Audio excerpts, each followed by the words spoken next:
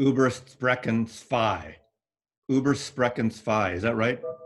No, you forgot the music this time. Oh, We try again. Über Music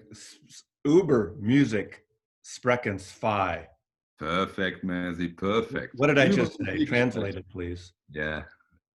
Talking about music. 2. Part 2.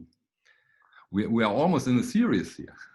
This is 2 makes a series. 3 makes a trilogy. Okay. And it's an equal partnership here. Michael in Germany, Mazzy in the United States. I'm in Seattle. You're in Dusseldorf. And this is I'm calling this, you can call it whatever you want, but to me, this is box set holiday extravaganza. Well, Is that over the top? This is extravaganza or well. box set buying guide for the box set holiday buying guide. Holiday box set buying guide. I'm worrying too much about the title already. I think you and I, because we both kind of overlap into branding, titles and names and branding is so important, correct? Absolutely correct. For both sides, for us as the content creators and for you on the other side of the monitor too, because you know what to expect. Exactly. I hope you know what to expect. Yeah, we're going to show about 5, 6, 7 each, and it'll be about a dozen, 10 or 12 box sets altogether that you should put on your Christmas, Hanukkah, bar mitzvah, wedding, holiday list. Whatever. Although there are a couple here that you can't get, so we're going to tease the hell out of you. Yeah, you can get them. If you are completely out of your mind, you can get them. Money. Most of these are from this year, but there are a handful that are from previous years that you might search out. And there's going to be some here you've seen a lot on other channels, and then probably all of them somewhere you've seen, but we'll see. I say 2 you haven't seen. Well, this first one that we're both going to show is one that everyone is showing now. Every friggin' person. How many times can you see the fracking Tom Petty Wildflowers box set? Show me this side from your box, please, because I think I knew it, Mazzy. Which one is that? 7. 9. I know. 9. How do you say that in German? No. 7. 7. 9. 7. No, you are 9. 9. I am 9. 7. 9. 7. Danke. Now, a couple things. I suggest most people don't need this or that. Most people should get, if you like Tom Petty at all, you have to get the 3 LP box set, which has the full record that Tom Petty initially intended to be. It was going to be a double record. Of course, it's a lot of music, so they expanded on a 3. And it's probably one of the best audiophile records that's not really being marketed as an audiophile record. It sounds fabulous. So the main record, get that. Now, then there's a 7, which Michael has. And basically this has the main record, the extras, the plus, demo songs he did, home demos, which sound fabulous, live record, and some lo-fi demos too. There is a limited, I think it's out of print, 9 LP edition also, that's even $250 more, that came with a bag and necklace. I mean, to me, it's not worth the money. But Mazzy, please give me a second. When you say it's one of the best, did you say it's one of the best sounding albums and it's audiophile? Did you say that already? I said it's one of the best sounding albums that's not marketed as an audiophile. Okay. Right? Okay. Is that not? Have you listened to it yet? Yeah. Did you like the sound? And I've listened to it one time, and they really did everything that it sounds like an audiophile release. And I agree, it sounds so audiophile, but when it comes to the details, it isn't. You know, some song, for example, he's standing on a ladder. He's like a giant. His voice is much too high. Then on another song, the voice is right, but the drums, they move within the song at least half a meter to the left. And those are things, probably it's in the recording, you Do they know? bug you? Do they bother you? Yeah, that bothers me because it's, I ask myself, why? Why?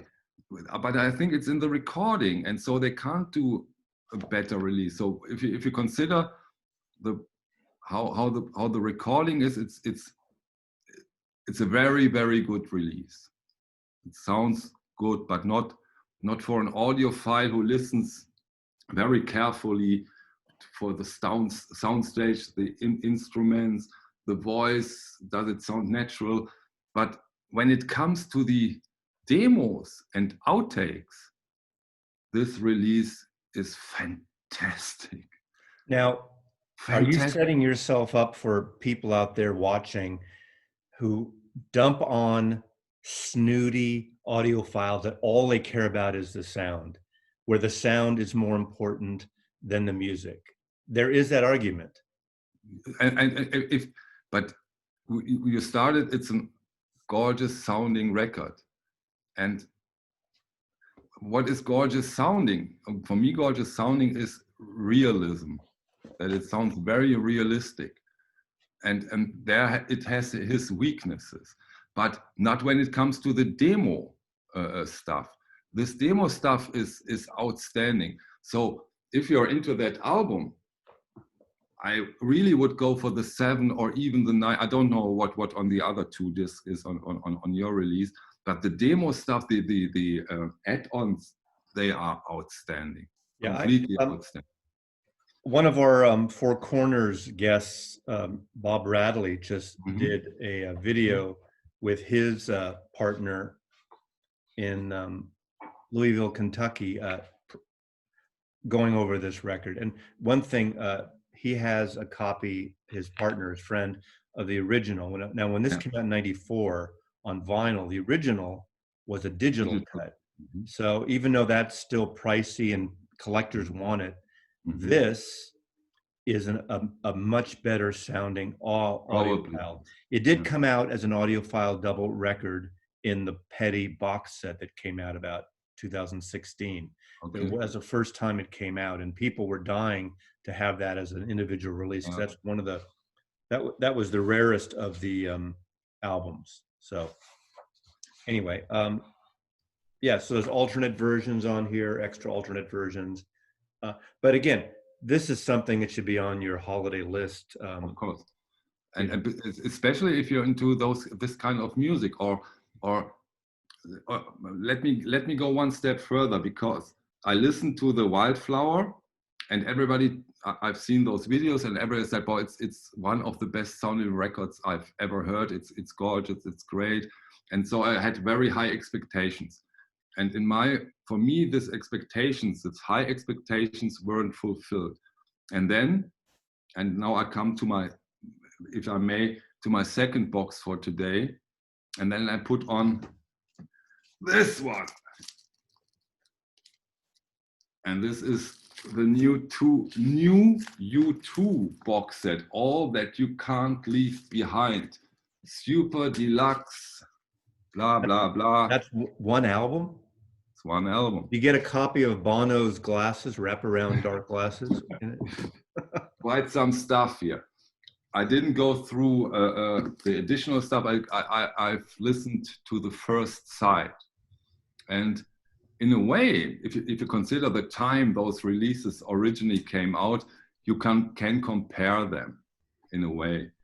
And then this one suddenly sounded much better after I heard. This is interesting, and we didn't preface this, not that we have to preface. These first few boxes we're showing, there is a whole concept of box sets that are full catalog of an artist, or a period of an artist's work, or something like what we've shown here, a box set that really covers just one record, which to a lot of people, that's overkill. Like, why do I need 7, 8, 9 records? That really kind of centers around one album. Now, what is on that U2 album? I can't even imagine. It's hard for me to imagine just the record, but Of that's course, you have the record. Then you have outtakes and alternative tracks. Then you have a double album of the live of the tour from Boston, and then you have all kinds of remixes. For example, Paul van Dyk, or another album, Carnegie's Daily Mix and Superman Kicks Ativan Mix. Is that on and on and on? I have that on CD. I don't have a vinyl of that record. Is that because I'm one of those people that got hot and cold with U2. I saw them on their very first club tour when their very first album came out. And I loved them, and Joshua Tree and all that. I go hot and cold. Does it have every interview that Bono did on a documentary about music? Because he's always the talking head. It's just about this album, but when it comes to, the main record is of course the main album, and I heard the first two songs, and it just was a wall of noise. So you don't like the sound? This was my last chance. This was the last chance I give to a U2 album. I said, maybe this time, because I want a great sounding U2 album. No chance, no chance. They have no sense, no feeling for, I don't want to say audiophile, but for a good sounding record. It's just dynamics. Nothing. There is nothing. It's flat. Sorry, excuse me. It's nothing. Yeah, terrible. I like the sound Daniel Lanois makes more than Eno. I don't know if is that a co-production? I don't remember now. If that was one of the Eno, Daniel Lanois originally. Daniel Lanois to me is an amazing producer. I like him better than, I know the only reason I'm comparing them because they're so different is because they work together on U2. They kind of co-produce, I think. And Daniel Lanois to me produced some of my later period favorite Emmylou Harris records in Wrecking Crew, and Daniel Lanois produced the great that Willie Nelson record with the movie theater on the cover of the record. And it's got a great ambient sound, and I just love his sound. I like his records too, but it's totally different than Eno. So I think, is it compressed? Is it too compressed? Is that it? It's for me, it sounds like a digital copy of something digital pressed into vinyl. Remember, you probably remember the 75th series from Blue Note. This sometimes very disappointing releases. So that's what you get here. It's okay. Well, it's a shame. Since I'm going to continue first with records that are from one album, opposed to multi collections, box sets. Unfortunately, this one you can't get unless you want to spend a shitload of money. Rhino put this out, and I was going to pass. I love this record, the original record. I was going to pass on it until I saw a Henry Rollins video showing the opening. Of course, Henry Rollins wrote the introduction for this, and he's involved a little bit in that. And of course, it's Funhouse, and it's heavy. Funhouse by the Stooges. Oh, what a beauty! This is a backbreaker. Beautiful. And so I ordered it, and of course, the day I ordered it, the next day it sold out. But it was available for about 3 or 4 months, so it wasn't like something that it didn't sell out right away. And because there are only 1,970 copies, so less than, because it came out in 1970, so it's the 50th anniversary. Of course, Iggy and the Stooges, Funhouse. Right. And look at the numbers there. Beautiful. And the albums are. And it's got demo tapes. It's basically all the takes, and it sounds really, really good. And it's heavy, so I might have to sell this just to. After our video, we'd have to take a shower. And it's got this. So this, for the person that we got a 45 spindle. Okay. And compared to some of these box sets, it wasn't super, super expensive. I'm forgetting. You remember? Pardon me? You remember how much? I'm thinking $350. Now, $350, you know, I don't want to be one of like people yelling at the camera.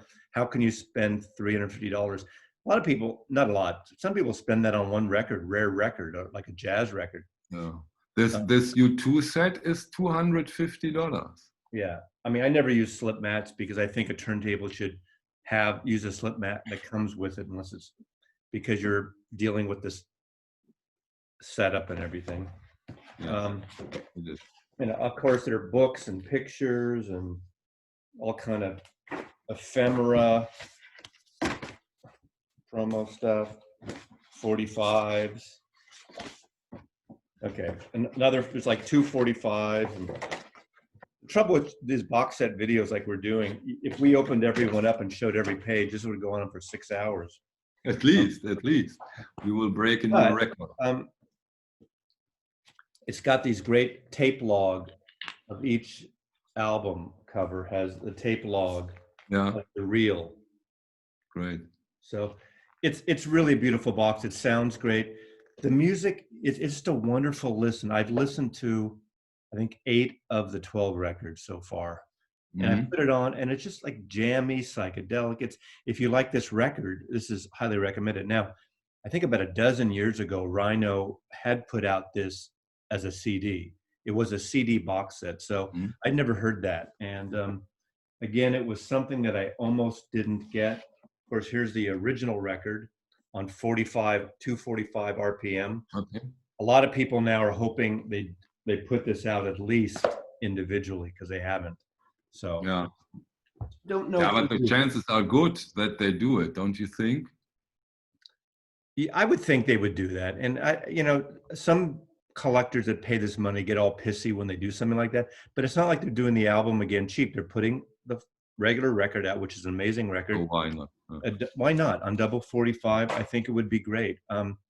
But if you have someone special, if you have a really wonderful girlfriend, wife, sister, lover, brother, cousin, mother, father, have them go on Discogs or eBay and buy that for you. I don't know what they're going for. I think they're going for at least twice the price now, maybe even more.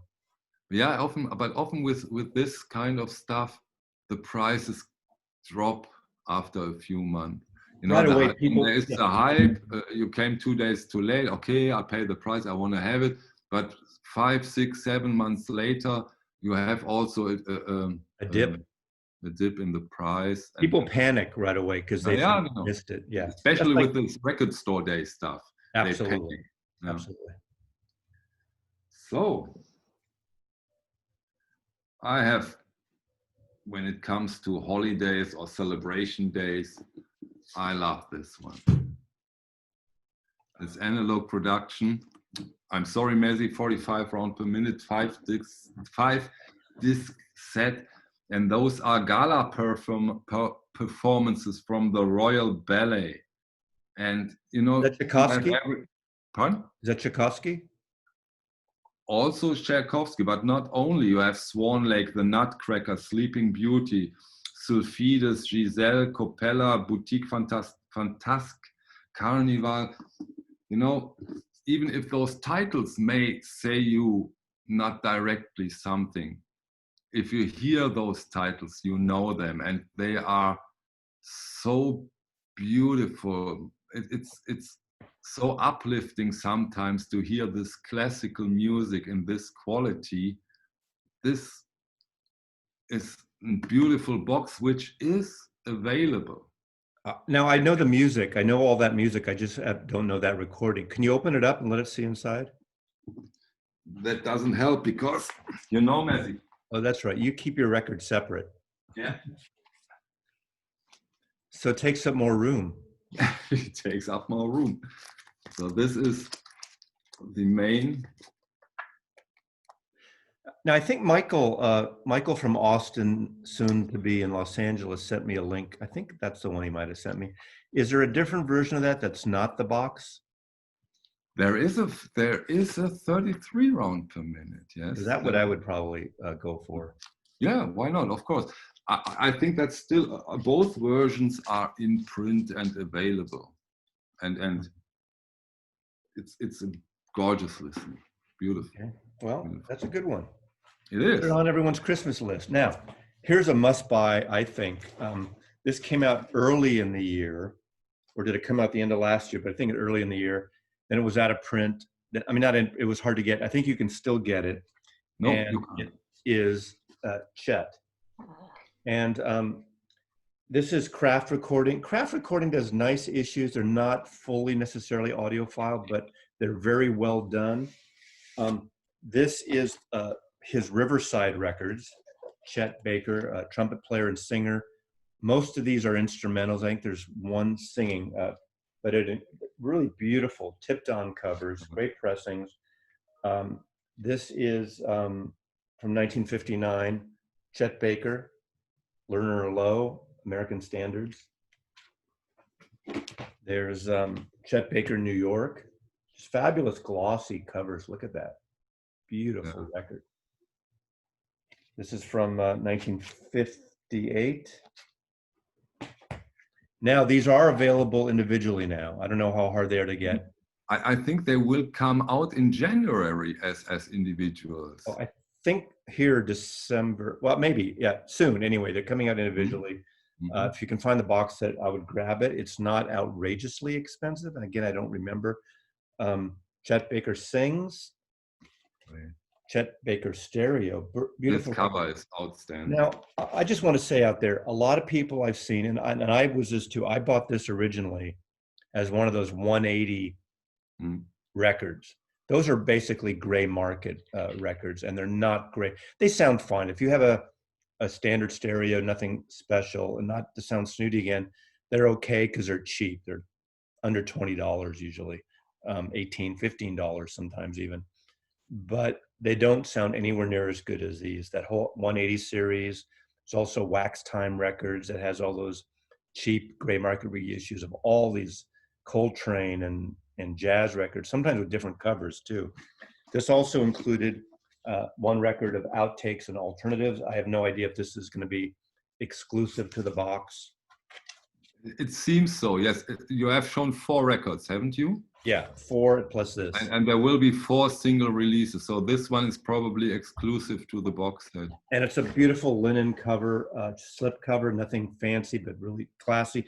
Now, this is not part of the box, but just for everyone out there, if you're dipping your toes into Chet Baker, and this is not a box set, and Michael and I will talk about this. This is a tone poet.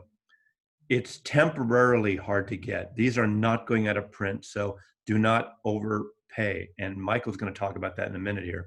Do not overpay on tone poets. This is a fabulous record.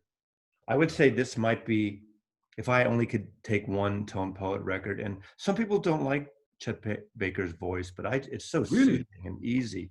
This is the one to get, and it's a gorgeous, gorgeous record. It wasn't a Blue Note release. It was a Pacific Jazz, which is part of the whole group of labels now that Universal owns, and Blue Note and Capitol own. So highly recommended. It's still my favorite tone poet so far. Yeah, still. 1956. This is a sexy record, and it's just really great. Talk about that. I mean, I know we're not really talking about tone poets, and it's not part of the box set, but it's one of the great reissue stories of the last 2 years. It is. So there are few tone poets which are momentarily out of print, and be patient. Don't pay those high Discogs or eBay price for the Cassandra Wilson or the Chet Baker. I think is also momentarily not available. They will be back for sure. I think when they started, you told it sometimes, maybe they promised that they will be available for quite some time. Yeah. And I think they are very reliable, and they will be back. Don't pay this $80, $100 or $120. They will be back for the original price. And part of the problem was there were about a 3 to 4 month period during the pandemic and the lockdown that the pressing plants were closed. That doesn't help. No. So they have to kind of, you know, I think they're starting to do the new releases first before they go back and repress things that have been out of print. And also these new releases got delayed sometimes. Right, right. Still.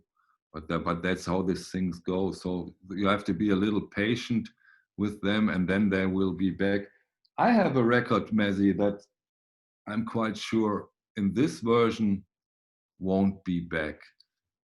And this is, oops, this beauty. Buena Vista Social Club? What is that? This is I got it today. I got it today. That's not new. No, it's at least 12 to 14 years old, I think. And it's the 8-disc, the 8-disc version. Such a big tease here. You know, Rycooter produced that, and I'm a Rycooter fan. That needs to be in my Hanukkah stocking. Yeah, but I think eight records, one for each night of Hanukkah.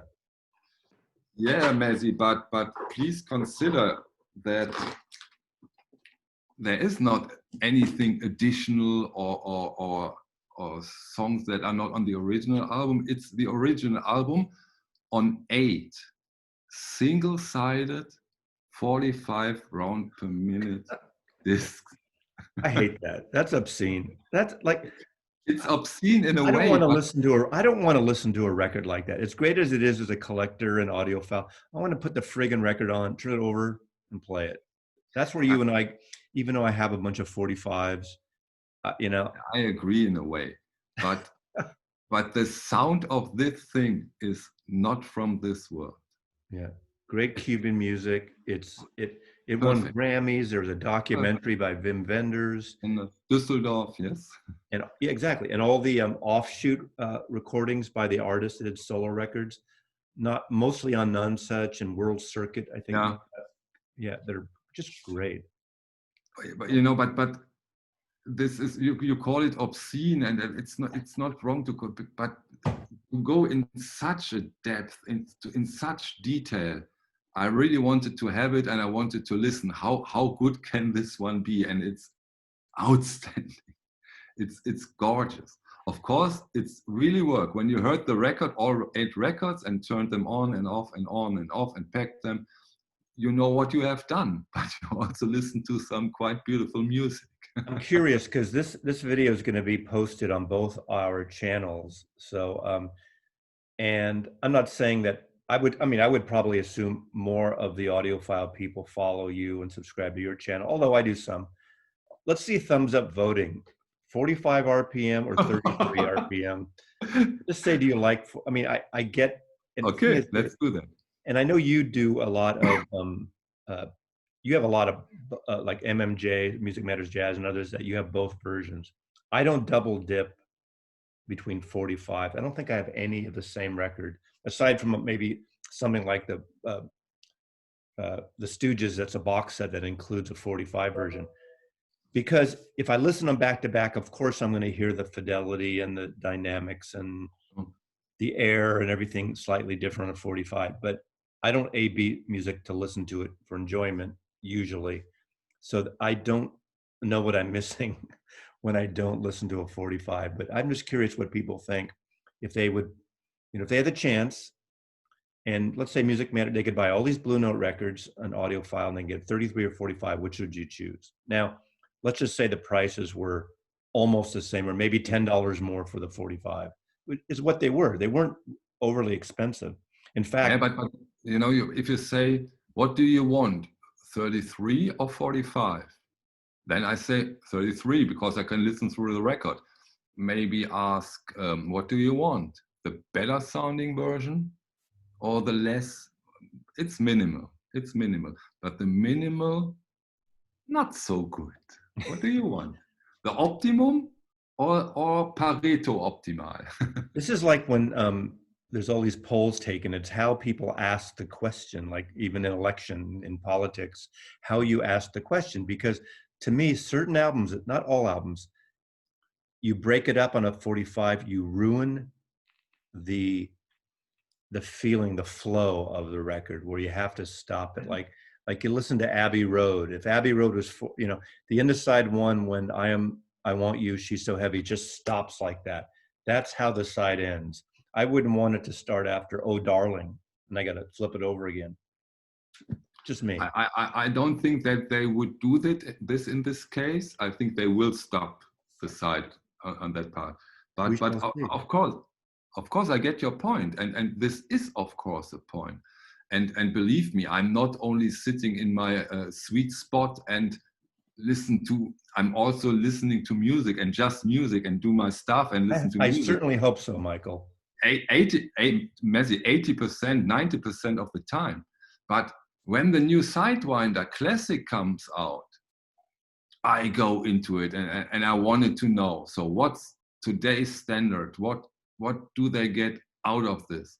And compare it to the SRX, to the analog productions, and maybe an older whatever edition. And that's fun too.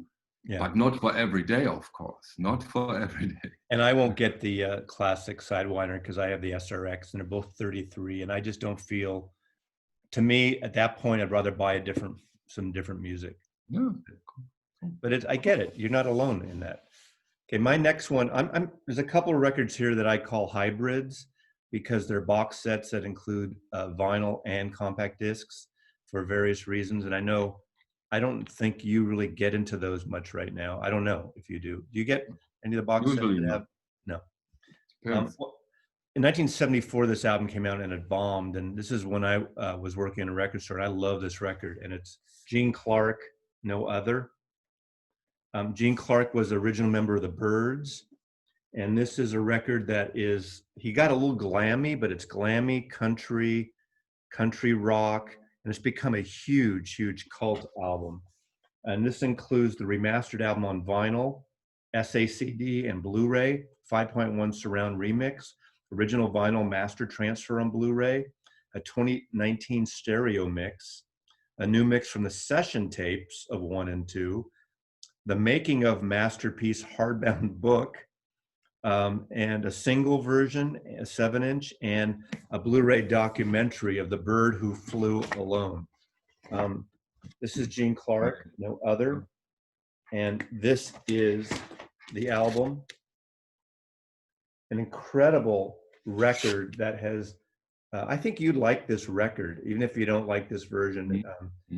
I have an original copy of it, but it's a fun box set, obviously with a book. This would be a great, if someone likes this would be a great holiday gift. It talks about the making of the record, the music, the cover, the album cover design, and the locations where they photographed the cover. It's got a flexi disc. Great. 2 flexi discs. What is on the flexi disc? The singles, or he put out, or what? It's a version. It's a second version of these different versions of the 2 of the songs on the record. Have you heard the flexi disc?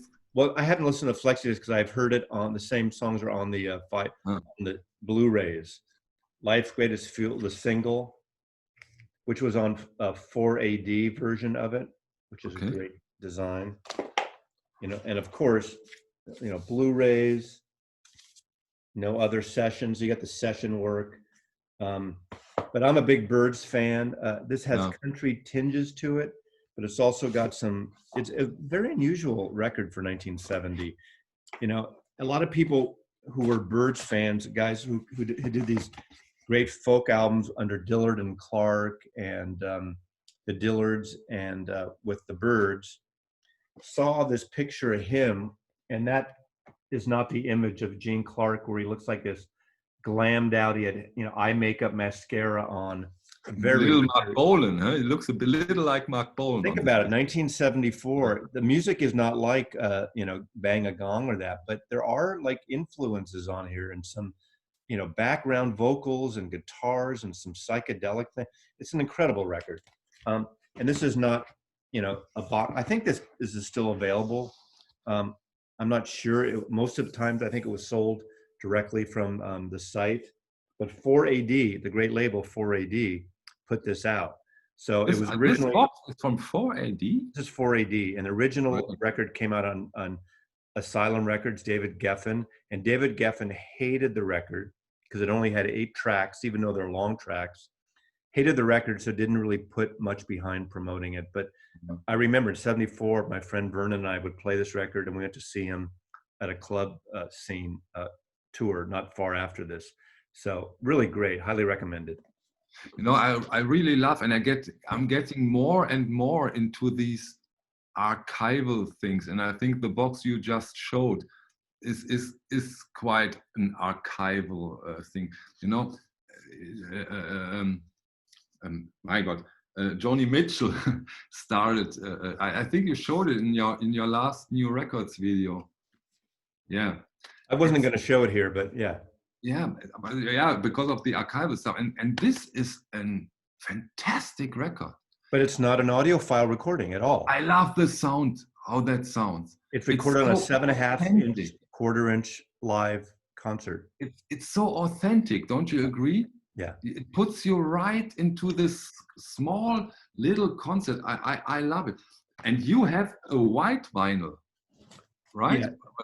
The white vinyl came directly from the artist's website because this is the first of the first two releases. Finally, Joni Mitchell, her organization, is putting out a whole series of archival recordings like Bob Dylan's Biograph or the bootleg series or Miles Davis. This is the other one, which I have from '63 that I haven't on the heard. way to me. Yeah, this one's right. On the way. But this even shows, I mean, that's the tape box. Yeah. Great one. This DJ had these tapes for years, for decades. Yeah. And I saw an interview with him. He recorded it. This was recorded in Ann Arbor, Michigan in 1967. But they have this whole new logo. So they're going to do, I assume, throughout her career, I assume in chronological order, outtakes, live, a whole archive series. But I'm ordering these directly from the website, from her site. No, I can't hear in Germany. That's sometimes really annoying. When you order them directly, you get, not that we all need this, but you get a little like signed. Not, you showed that. Yeah, not official. But not really signed. It's not really signed, no, isn't it? It's printed. I think she's a little too fragile to sign all these copies, you know. But it's a great, it's great.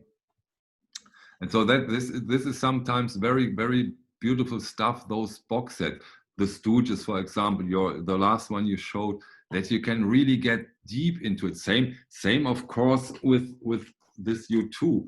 This is of course a great opportunity if you want to go really deep, dig really deep into this album. No doubt about it. It's like an artifact. It's like you're going through King Tut's tomb and finding all these things around. I mean, forget just the mummy of King Tut, but there's all these things around it that talk about the time period, the history, what happened to him, what happened before, what if this was on the record, why was this left off a record? And sometimes there's, little chit chats. And what's great in the Joni Mitchell, actually, I like her little in between song banter on that. It's really a record of the time. And that was recorded literally, I think, the year before she put out her first official album. So, okay, I'm going with another hybrid here. Well, actually, no, I'm showing two things. I'm showing John Lennon, Give Me Some Truth. Celebrating his 80th birthday. This came out around October 9th, would have been his 80th birthday. Unfortunately, this year too, next month, honoring, not celebrating, and dismal 40 years since he was killed.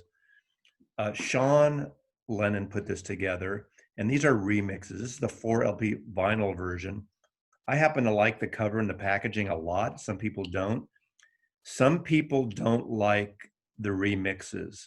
Sean had them remix. He worked with, I don't know if it was Mike Shotwell at Abbey Road, but he worked with I probably got that wrong. I can't remember right now. They emphasized John's vocals are further up in the mix. The bass is heavier. Some people think the bass is bloated and way overkill, and I suspect it depends on your rig and how your system and your room is. I don't think so. It is different. I did find, let me just show you briefly. it comes with, you know, a book and celebrating it, the big giant poster I'm not going to open up. And this is 4 LPs, and really a nice package, beautiful package here.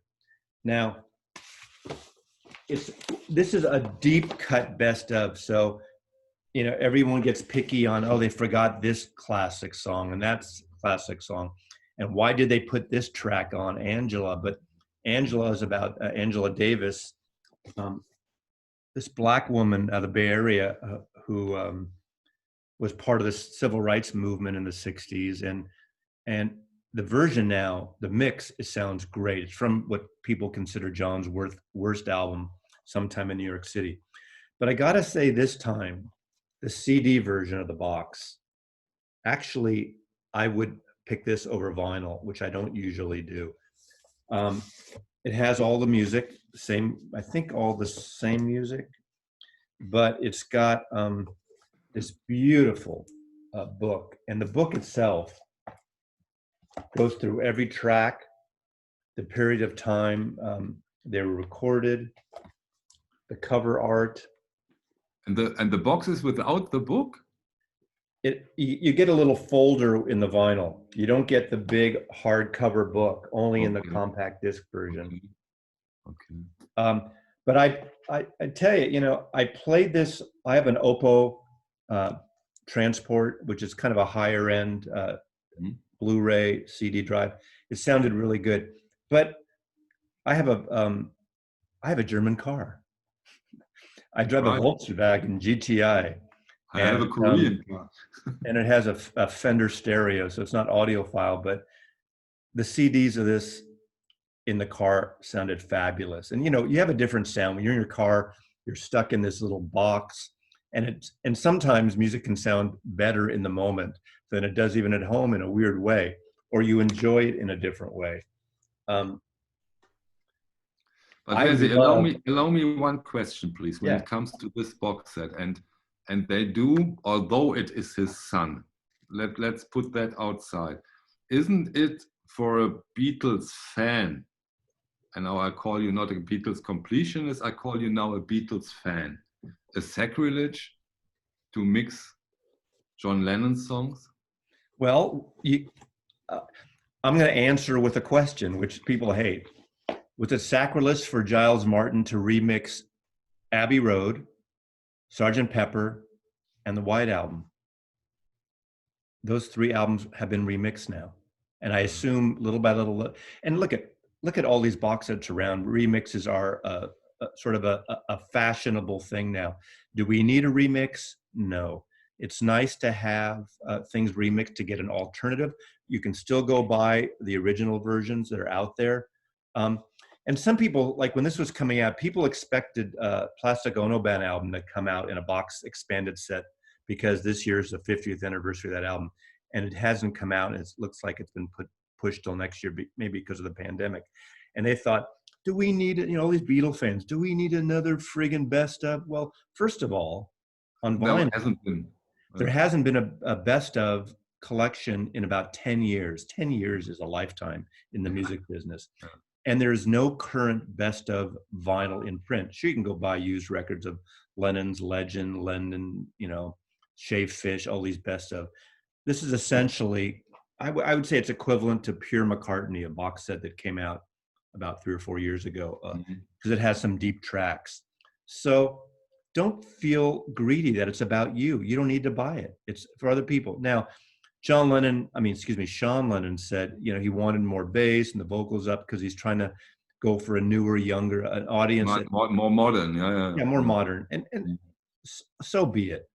These tapes are out there. You know, I actually like, I mean, and in terms of the Beatles stuff, the early Beatles people think should be remixed because that was the time when all the vocals were far left pan and the drums are right, and it's not dead center stereo. That's why people like the mono. And I like the Yellow Submarine songbook that came out on vinyl, and that's all remixes. And I actually prefer those mixes more than the Giles Martin mixes. Some people don't like them, but Nowhere Man on that, It's All Too Much. I think that's a fabulous sounding record, one of the best sounding. It's a very psychedelic album.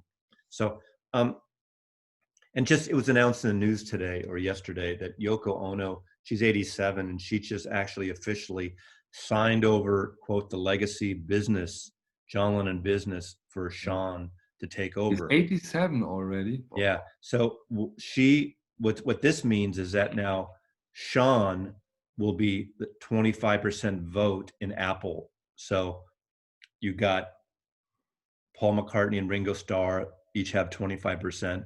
You got Sean now, and then you got Danny, I guess, and Olivia for the Harrison estate. And what's great about it, which I always admired, they have to get all 4 votes. If one of the 4 don't want something to be put out, it won't come out. So anyway, I don't want to get too much into the Beatles there. Okay. So let's go a little more back in time. A little. Do you know this guy, Messi? Of course I do.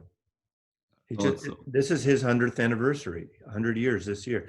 I did a feature on Charlie Parker. I love Charlie Parker. Did you tell in your feature how you can recognize a Charlie Parker record? How I can recognize it? How can you say, oh, it's a Charlie Parker? I know his sound. I can recognize it. I don't know his sound. The way he blows, I don't know. No, I've heard a really nice and striking explanation.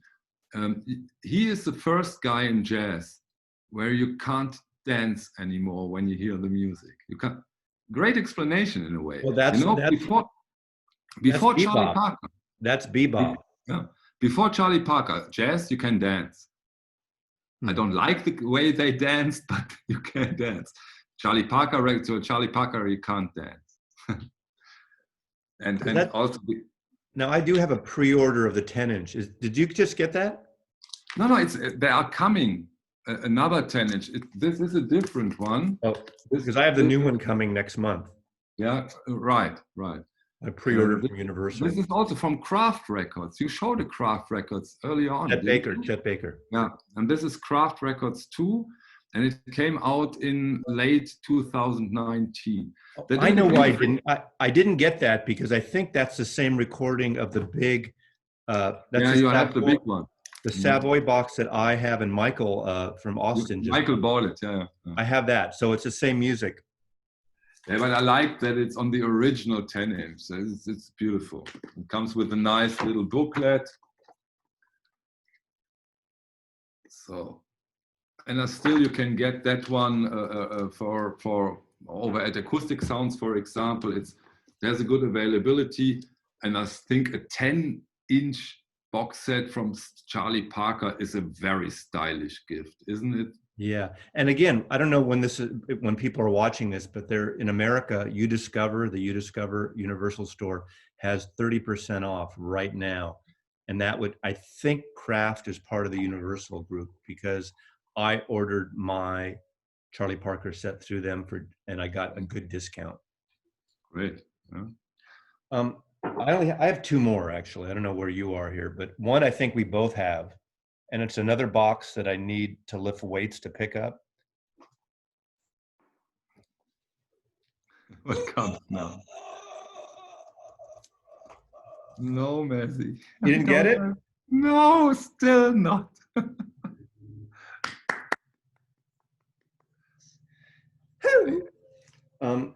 It is open. I just left this on.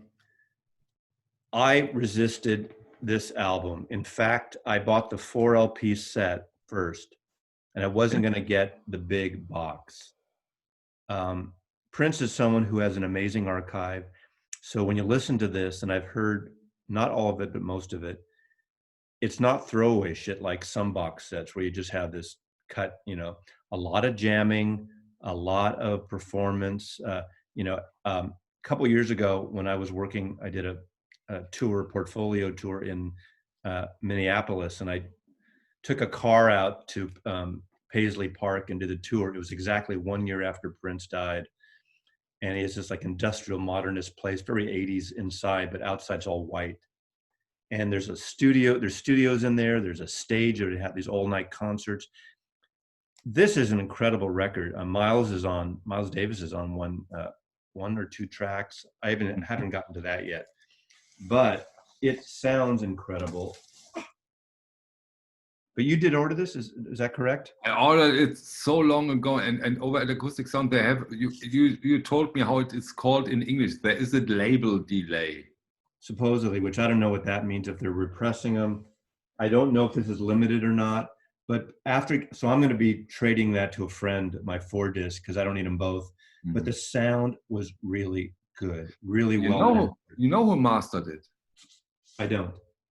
Bernie Grundman. Oh, yeah, actually I did know. I had heard that.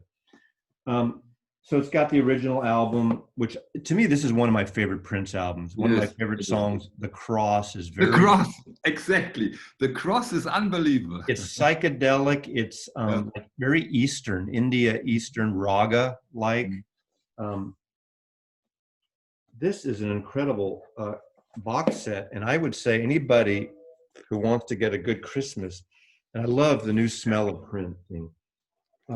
You get high off that printing smell. A beautiful book. I'm not going to. This is the download code, which I can't show because I haven't downloaded it yet. I know Steve Carlson likes to give away his download codes, but I actually, I mean. Now, I have a pet peeve here in the vinyl community and people out there. I hate when people are showing stuff, they go like this. Come on, people. Show us your shit. Okay, let's just stay on that picture for about 10 minutes. Yeah, okay, that's there. Great. But lyrics, notes. Messi, do you think they go through all his albums with such a huge box?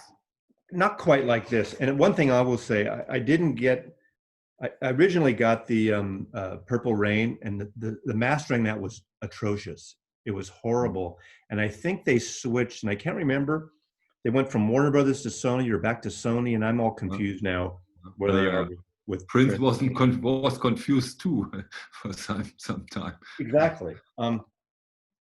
But I don't know. There's a lot of Prince albums. There's a lot of great stuff. He would just record all the time. Like Bob Dylan, he was so prolific, and it's really amazing. And I think I just showed I did a video on some minimal records and things, and I showed the record that came out 2 years ago, Prince. Yeah, with the piano and singing, and it's from 1983 or 4. He recorded it, but it just came out 3 years ago. It's him in the studio recording some of his own stuff on a solo piano, very low, moody, not dancing, and it's a beautiful record. Do you have the 1999 box set? I do not.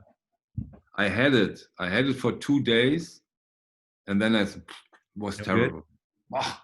Like the U2. But I think this one is much, much better. I hope. Yeah, I resisted a long time, and I kept reading, not just the normal, puff pieces in the newspaper or online, but people who know about sound. And again, audiophile, maybe not, but really good sound. I would say it's close to audio, as much as you get for something like this. His stuff was really well recorded. Some of his stuff was, again, compressed. Like, to me, I don't know who did. Messi, please give one thing. When we talk a lot about Music Matters, Blue Note, Impulse, in those times, even the microphones had a tube inside.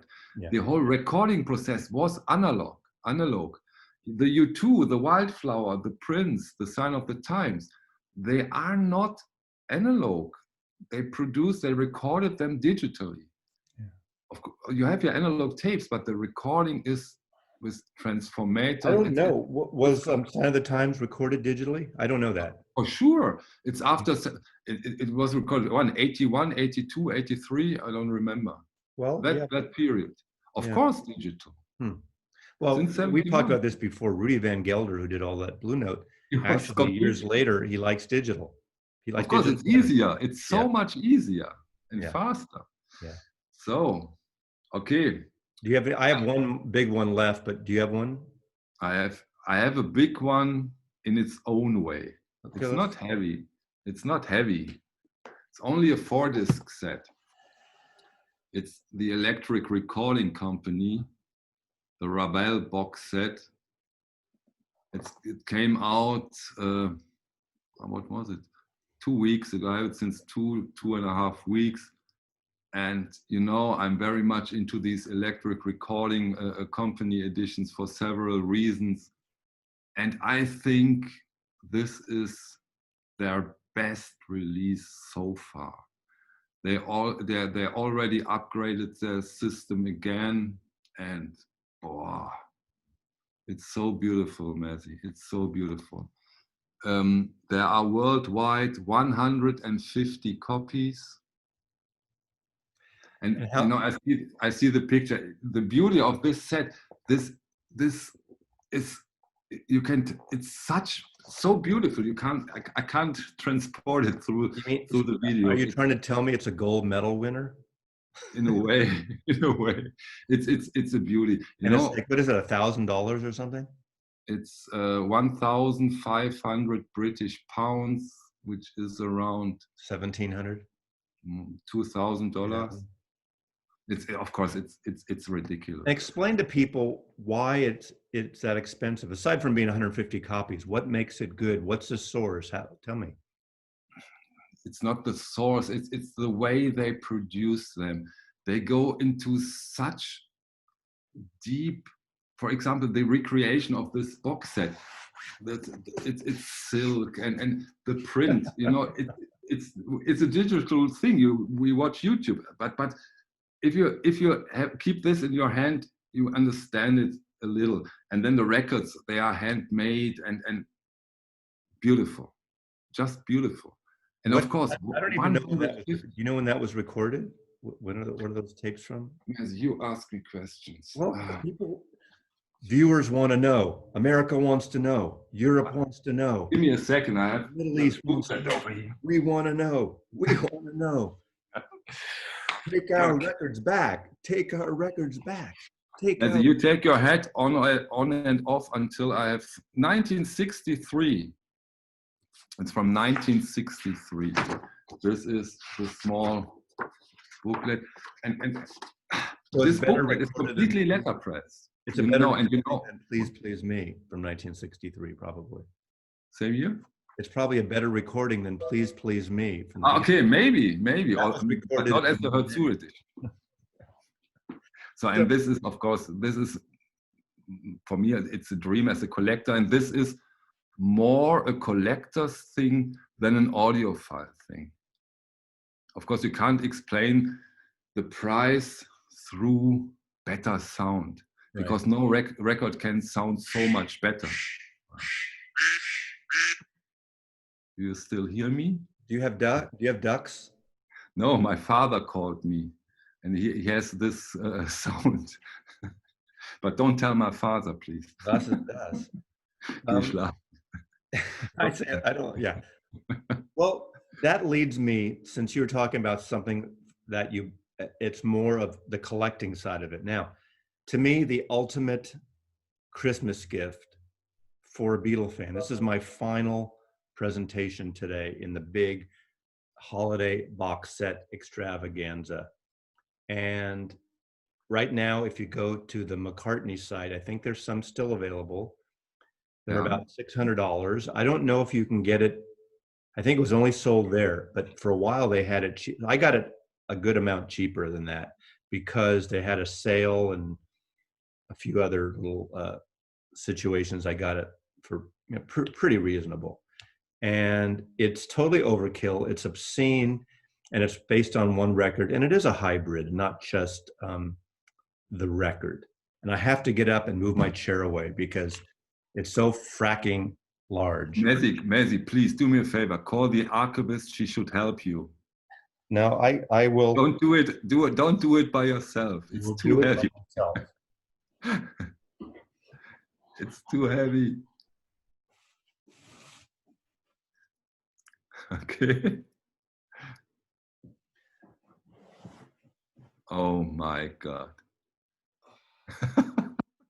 Great. I feel like Moses with the 10 Commandments. I need two of them to You think Moses had a hat on? I don't think so. Oh my God. Paul McCartney, Flaming Pie. This is number 2558 out of, I believe, 3,000. Out of 3,000? I think. Wow, that's a lot. Yeah, it's not like Ravel. Ugh. You know, there's only one person in the world who has shelves where this box fits in, and this is Queen Elizabeth. Yeah. Hold on. I need a whole. You know, I do have another video. I just put the link to the video, and people can see this. I just want Messi, this is the best part. You trying to open your box set without getting hurt. Wow. What is it, a letter to you, or what is it? Dear Mazzy, Paulie loves you. Sir Paulie loves you. Sir Paulie loves you, yeah. Oh my. I'm not going to take it all out, but Yeah.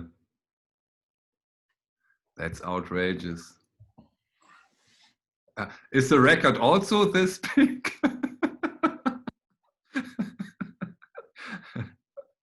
so it's got the record with the guitar pick and the outtakes and the Ballad of the Skeleton that he did with the poet, writer, beat poet Allen Ginsberg. And it's got several beautiful books of photographs and artwork.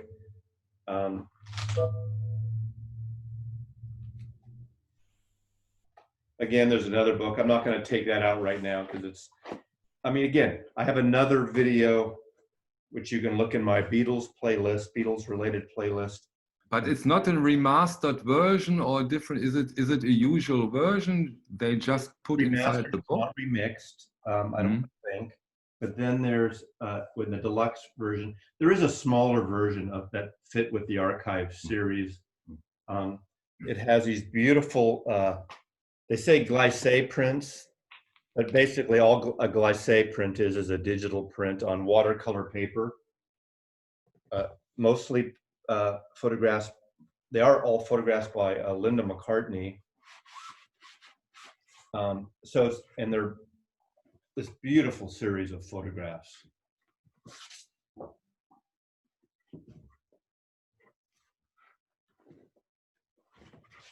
Anyway.